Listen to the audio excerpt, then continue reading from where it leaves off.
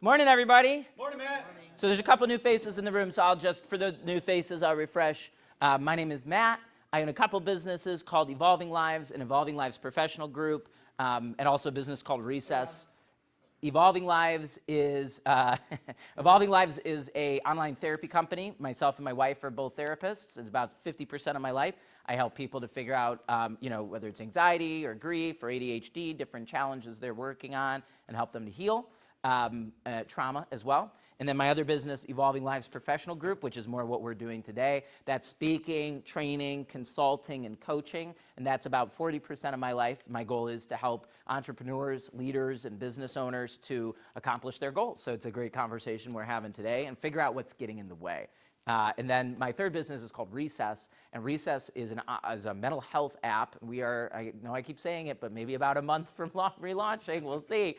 Developers, man. But it's a tool people can use kind of as a replacement for meditation that can help you increase your productivity, increase your focus, decrease your stress, and help you attain flow state. So today's talk, I'm trying to make really freaking tangible. Sometimes I get really pie in the sky, but today I want to make it really practical for you. So it's called Grow Your Goals, and we're looking at building the life we imagine. So many of us are in management mode on a daily basis, which is the mindset of how do I not let things go wrong?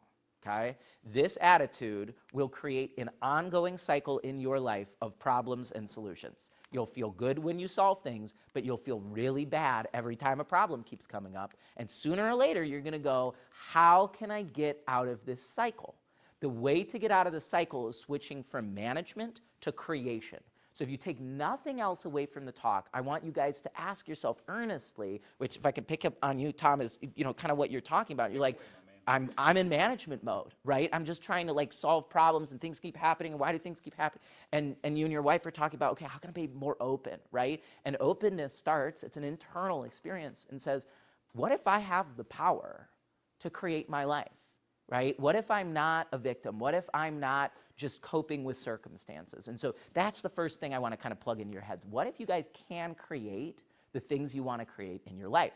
And if you assume that's possible, how can we do that? So we're going to talk a little bit about the what are your goals and the life areas you're focusing on. We're going to talk about the why would we set goals in the first place. We'll talk a little bit about some background there, some vision, some mission, some needs, some values. We're going to talk about the how.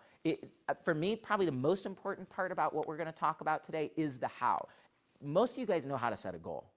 The question is, how do we work with that goal? What's the process look like? Because likely the problem isn't the goals you're setting. Maybe it is, but usually it's the process. And then finally, I'm going to just delineate 3 keys, and I'll tell you right up front. Reaching your goals is going to be about patience. It takes time. Persistence. Continued small improvements in a singular direction. And potential, and this is probably the most important. You believe it's possible. If you do not believe it's possible, I assure you it will not happen.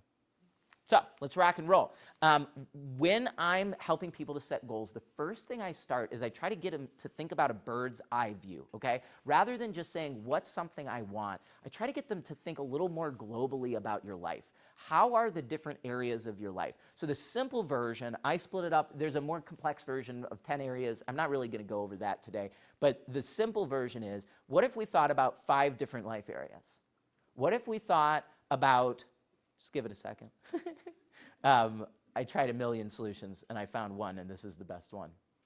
One area is health, right? How's my health? Physical and mental. How's my career? How's my job? How's my business? Security, that's money and house stuff, right? How safe do I feel? Relationships, how satisfying are my relationships, my intimate relationships, my friendships, my relationships at work? And impact, how satisfied am I with the impact I'm making on a daily basis? Is life happening to me, or am I happening to life, right? And I want to help you guys get from it's happening to me to I'm happening to it, right? I'm the one creating and molding my life around me. So last time I gave a presentation on flow, I mentioned something called Maslow's hierarchy of needs, okay?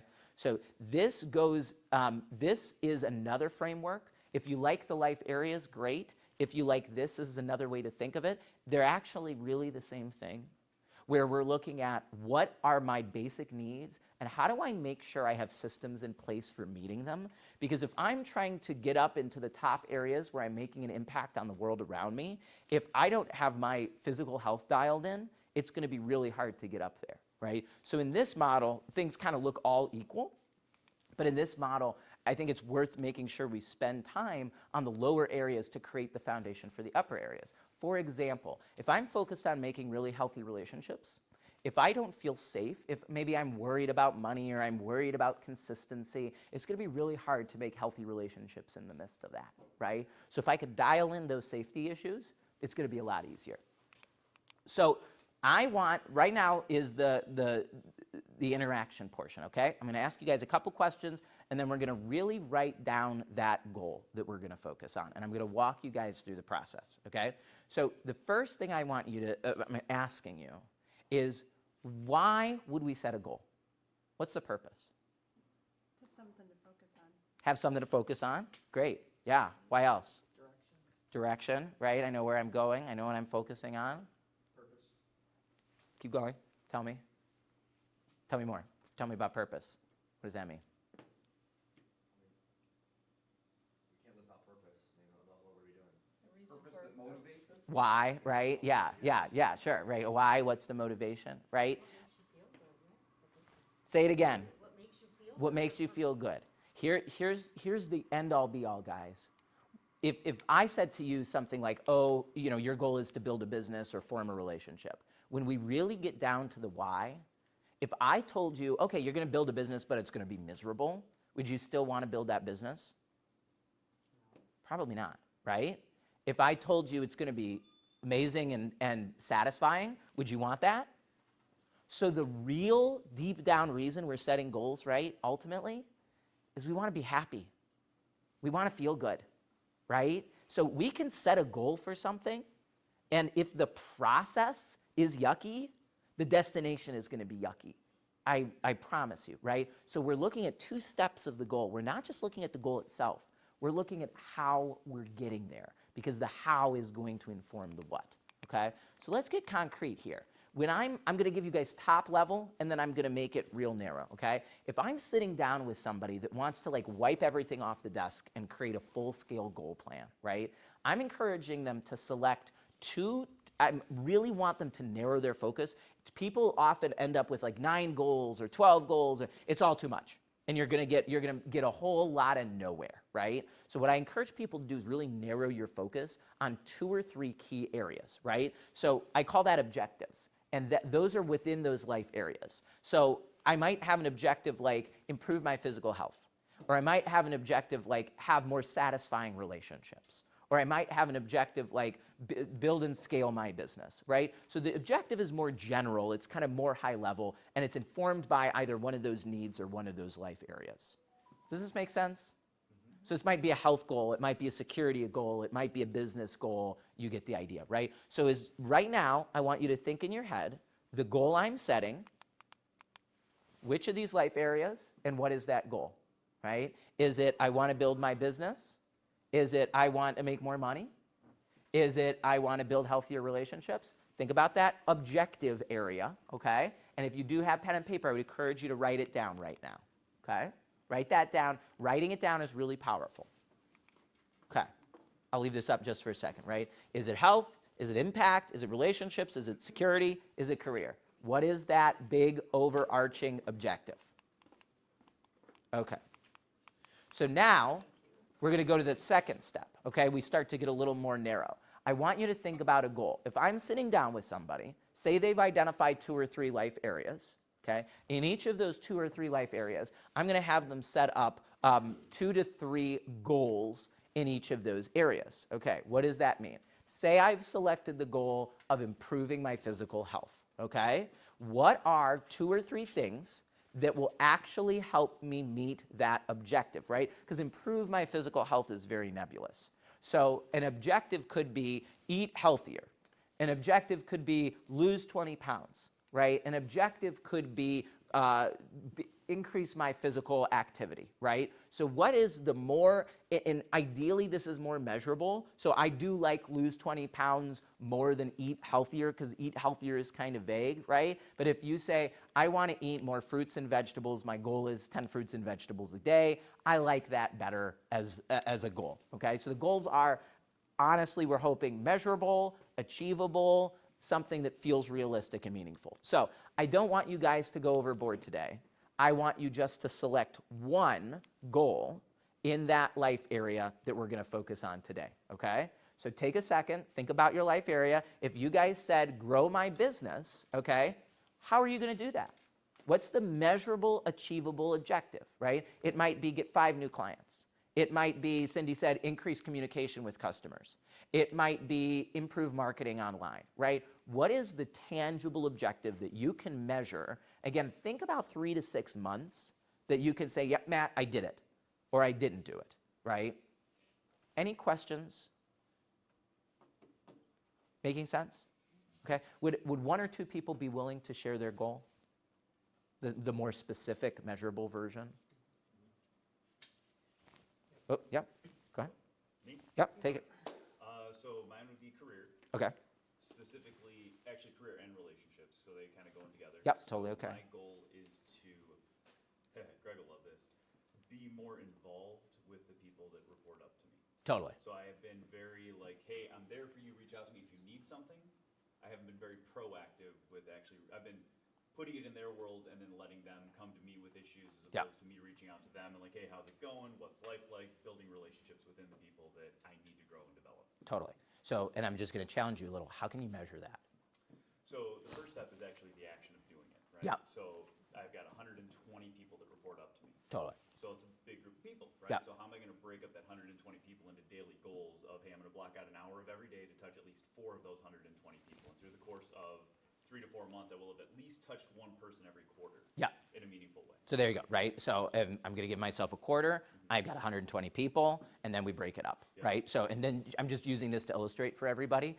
This level, what I would suggest the goal is, you know, improve the relationships with my 120 direct reports. That would be measurable enough, right? Within a quarter, right? That would be measurable enough. Cool. Bonnie, I saw a hand. How about you? Nobody else? Come on. Security.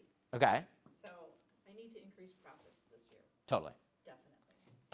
Can you measure that for me? What are we looking for?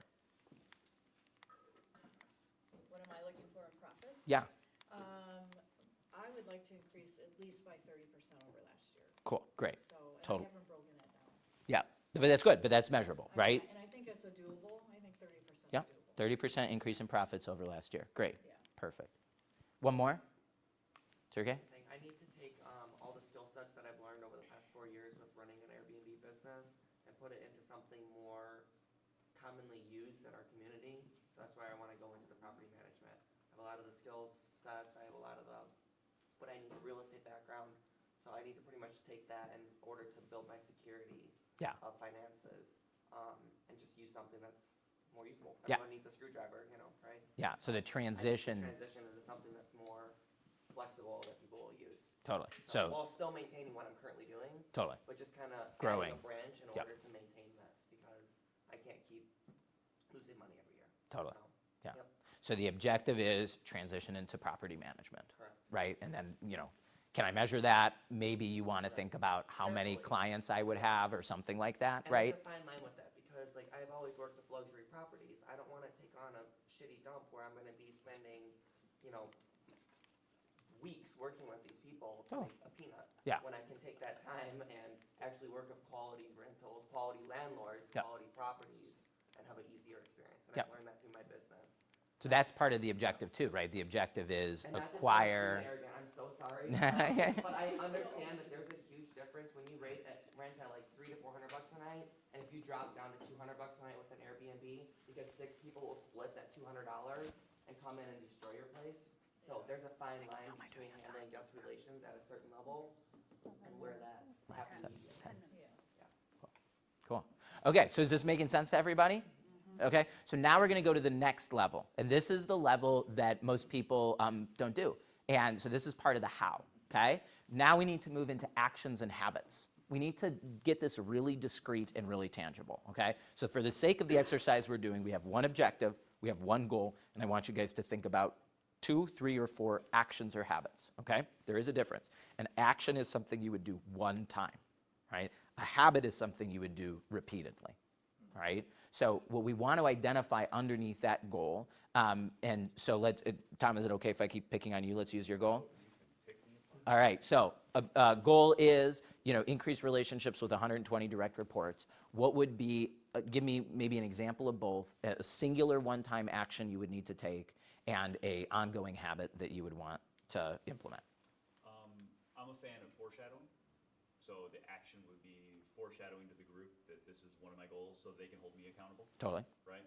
And then the habit would be actually going through hey, I'm going to hold myself, I want you to hold me accountable for X amount of actions per month or whatever it is. But myself, like I said, blocking out an hour a day to make these phone calls and knowing that I'm going to invest 15 to 20 minutes into this activity. Totally. And that would be the habit. Totally. Yeah. Right. So the action, based on some of the things Tom said, right? The action he said, is letting people know. It would also be sitting down and creating the plan, right? That would be an action. Like I'm just going to sit down and document the 120 people and decide what month or what days I'm going to talk to them, right? The habit would be, like he said, put the time on my calendar, call 4 people, 4 people a day, right? So I'm trying to make this really tangible.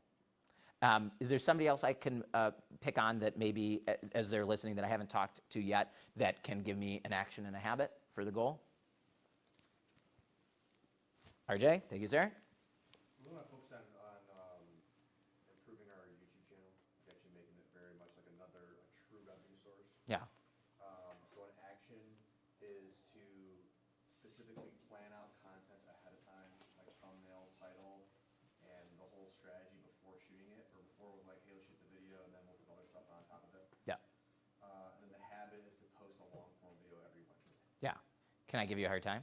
Sure. So the first one might actually be a habit, right? Because if you're going to do it for each video, Yeah. right? So an action might be create a month calendar of posts, right? Okay. Versus the habit would be like, okay, we're going to sit down and we're going to script this out ahead of time. I got you. Does that make sense? It does. Yeah, and I'm less for you and more for just everybody else as we're thinking about those habits, right? What's the difference between a habit, something we're going to keep doing on an ongoing basis, and something that is an action we're just going to do once, right? So like in my example here, if we're looking at eat healthier and lose 20 pounds, my action one time, buy a blender, right? I'm just going to do it once. I'm never going to do it, well, maybe in 3 or 4 years if I buy a Ninja, but that's and then habit, buy a Vitamix, right? Habit, walk daily. Right? So it's going to be something that's ongoing that I'm doing every single day. Robert, yes, sir. Hopefully I'm not jumping ahead here, but No, please. Can you give us like a couple tips on how to form a good habit? Yeah. That's a hard thing to do. Yeah, totally. So you are jumping ahead. So let me answer your question in a minute. Is that cool? Because that's a great question, right? So the actions is a little easier than a habit. How do we sustain a habit? Great question. We'll get to that. So does this make sense in everybody's head how we would organize it?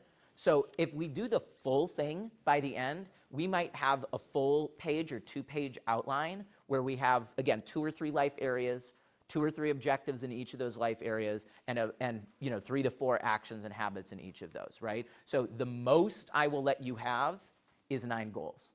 That's the most. And I would honestly suggest somewhere closer to 6. Why? The human brain can hold about 7 separate items in our consciousness at a time. Okay? This is why phone numbers are phone numbers. But have you noticed that you really don't remember the 7, 8, 9, 10, the 10 digits of the phone number? You actually remember 3 digits, 248, 880, 2554, right? We clump things together because our brain can only hold so much at once, right? So I want you guys to simplify. One of the biggest issues I see time and time again is people trying to focus on too many goals rather than really narrowing it down. I have found in my process over the last 15 years I've been doing this, if I'm focused on any more than 3 life areas, nothing's getting done. And oftentimes 2 is better than 3. Cool. Okay, so facilitating achievement. How do we, and this kind of starts answering Robert's question, how do we do this, right? So number one, we want to create benchmarks, okay? These benchmarks, how are we measuring success? They should be collaborative, which is in an ideal world, we're doing this with somebody else. We're not doing this alone, right? Even if it's our own business and nobody else is involved, it's good to have somebody, whether it's a coach or whether it's a friend or whether it's a family member, that's there to help us develop these benchmarks, right? They need to be realistic. A lot of times people set unrealistic goals and feel really crummy about it, and that's that's not productive, right? They need to be adaptable. A lot of times people get too fixated on overly rigid goals. They need to be adaptable based on the feedback. Sergey's a good example. He's getting feedback from the market. The market says, we don't want this, Sergey, we want this. And he says, great, not a problem. I'm going to adapt, right? And they need to be modeled, which is to say, if you want your team to do X, Y, and Z, if you're not doing X, Y, and Z, it ain't going to happen, right? So we can't just lead people by telling. We have to lead people by doing and showing, right? Next, celebrating past achievements. So many people, maybe more perfectionists, are so focused on the goals to come, they're not celebrating all the successes they've already had. Like Dave comes in, he's like, we're launching great, this is going good, the magazine went great, this and that, right? We want to celebrate those past achievements. We want to do that regularly. I recommend doing it every freaking day. I'd recommend every day you set aside time to be grateful of the things that you've accomplished. It will get you farther faster. Second is, again, ideally together. We want to do it with a team or a partner, and we want to focus on the effort and learning. So here is, and I talked about together, like we want to do it with collaboration. So here's the real key to really start answering part of Robert's question. This all comes down really to two core things, okay? Are you in a growth mindset or a fixed mindset, okay? We get into a fixed mindset because we went to school. The fixed mindset says, I have a certain capacity, okay? And I'm going to avoid challenges because I don't want to score low, right? Everything is on a score from A to F. I want to avoid anything I'm going to get a C or a below in, right? So I'm focused on proving myself. I'm not receiving feedback or criticism. I'm going to be feeling threatened by other people's success. I can't accept failure or mistakes. I'm going to shy away from other things, and I'm going to believe that talent is static, okay? What I want to move you guys towards is that growth mindset. I want to see every challenge as an opportunity. Your level of accomplishment is not fixed. It's constantly growing and evolving, right? That's the growth mindset. So the growth mindset says, I'm always learning, I'm always growing. What does that mean? Failure is essential. Essential. If you don't fail, you're not growing. So you have to reach, and you have to make mistakes, and you have to face challenges, right? So we're viewing challenges as opportunities. We're embracing constructive feedback. We're focusing on the process. We're being inspired by other people's success. Frozen. That was a long one. We're learning and growing from failures. We're always stepping out of our comfort zone, and we're believing that our talent's constantly improving. If you want your life to look like you imagine, you're going to have to do things differently than you've done before, okay? Why we never recognize the successes that happen? Like huge things, it's like, oh, it's just happened. Okay, next, move on. Yeah, that's Like, oh, that's see, I just won the lottery. Next, move on. that's a big part of it, but it's also like, how did I learn from the thing went wrong, right? Instead of avoiding something going wrong, I'm going to allow that to be part of the process, right? And I know I'm going to grow. It doesn't matter I got a C or a D, right? Did I learn from it, and can I apply it to the next moment, okay? So I've talked to you guys about flow, but what's relevant here to the goal setting is that the key to getting in flow, which again is that ideal state of consciousness where we feel our best and perform our best, the more in flow we are, the more we can create our reality. The keys to being in flow are finding the right level of challenge and the right level of skill. High skill, high challenge. So here's the deal in forming a habit. If you're having trouble forming a habit, you're probably trying the wrong habit, okay? A lot of us are trying to push too hard on a habit that's too challenging for us, and we don't have the skill to support it, right? So what we want to do is we want to find the path of least resistance, right? I would encourage you, so this is the part that we're closing down here. Matt's going to start to get wiggly as we close out with two wiggly things.